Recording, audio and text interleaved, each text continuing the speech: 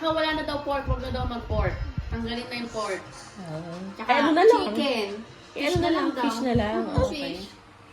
Fish na lang. Lapu-lapu? Lapu-lapu? Sabi ni Doktor, lapu-lapu ang ano nyo. Kaya naman mahal. Kwentuhan sa amin eh. Kaya ang tagal ng consultation. Oo, kapag makwento Paglabas masyado. namin, matasama na tingin sa amin ng mga pasyente. Makwento masyado yun. Kwento nga eh. Hindi, basta naman. Kesa naman hindi Tagalog, mahirap naman intindihin eh. Buti na Tagalog.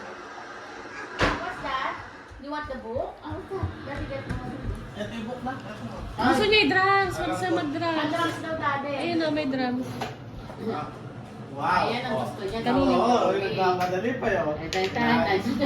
May mga ano yun eh. Wala na eh. Okay, isa pa pa. O, dalawa yan. Sa Kmart, dalawa yan. Magkaano siya. Dalawa na? Dalawa Meron pala na. sa kayo Sira natin ng isang dati. ganyan yan. Yung ganyan niya, regalo ni Kauro eh. Ah. Sila na nga eh. Dalawa yan. Magkaano yun siya. Isang maliit, isang malaki.